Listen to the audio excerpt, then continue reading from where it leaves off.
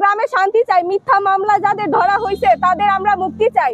আমাদের গ্রামের মানুষ, বিশেষ করে আসিফ মাহমুদের বাবা কিংবা গ্রামে আমাদের চেয়ারম্যান এখানে কোনোভাবেই দায়ী নয়। তাদেরকে মিথ্যা মামলায় ফাঁসানোর চেষ্টা করতেছে, তারা রাজনীতি এই তার মধ্যে টেনে আনছে। এটা গণতা, ধরতে হলে সবাইকে ধরবে, কেন বাছাইকৃতভাবে ধরবে?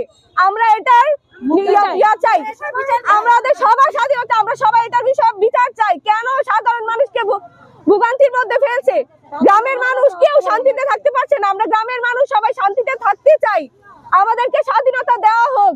আমরা শুধু চাই কি এই এলাকার শান্তি, এই এলাকার শান্তি, ব্যবসা সবকিছু বন্ধ চাই, সবকিছু আমরা বন্ধ চাই, নীরব চাই। পুরুষ শূন্য, কারণ ওরা অত্যাচারের কারণে ওরা আমাদেরকে হুমকির কারণে, তাই জন্য আমরা পুরুষ থাকতে পারে নাই। আমাদেরকে নিরপরাধীদেরকে ধরে নেওয়া যাচ্ছে তারা হুমকির কারণে। কারণ কিসের কারণে আমরা পুরুষ শূন্য হয়েছি? আমরা এত আতঙ্কের মধ্যে বসবাস করতেছি, কিসের জন্য আমাদেরকে এত আতঙ্কের মধ্যে ফালিয়ে রেখেছে? তারা তো ছিল অপরাধী, আমরা তো কোনো অপরাধী ছিলাম না, কারণ আমাদের এলাকার কোনো পুরুষ ছিল না। ছোট ছোট বাচ্চাদেরকে নিয়ে তবু ওদের মাঝে দেওয়া হচ্ছে।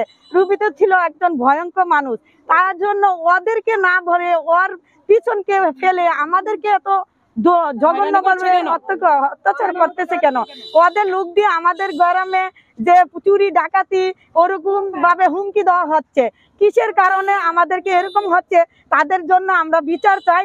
এই মহিলা মাদক ব্যবসায়ী, এই মহিলা যত খুন খারাপি, এই অন্যায় অত্যাচার এই মহিলার কাছে ছিল।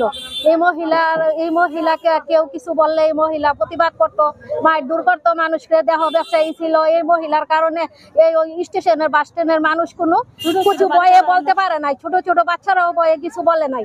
এই মহিলা অনেক খারাপ লোক ছিল। এই মহিলার নিরপরাধী মানুষকে উনার মেয়ে এই মানুষগুলাকে জড়াইতেছে, জড়াইয়া এই হয়রানি করতেছে। আমরা এই গ্রামের মধ্যে বসবাস করতে পারতেছি না। এই যে রুবির বিরুদ্ধে রুবির মেয়ে আজকে কে বা কাহারা এই মহিলাকে কে বা কাহারা মারেছে, গণপিটুন হইছে, এই মহিলা মারেছে আমরা জানি না, আমরা পুরুষও জানে না। 14 গ্রামে কে বা কাহারা মারছে? মহিলা মাদ্রাসায় ছিল, হয়তো ব্যবসার সাথে মহিলা কোনো গন্ডগোল হয়েছে, তার জন্য এই মহিলা মারা যাওয়াতে চট্টগ্রামের মানুষকে এখন জড়াইতেছে। এগুলোর সাথে কেউ জড়িত নাই। আজকে আমরা এই গ্রামে বসবাস করতে পারতেছি না। কোনো মানুষ নাই, কোনো পুরুষ লোক নাই। চুরি ডাকাতি এগুলা হামলা মামলা এগুলা হইতেছে। ভালো মানুষ যদি আসে মিডিয়ার সামনে এদেরকে সহ জড়াইতেছে। আজকে কেন? আমরা এটার বিচার চাই।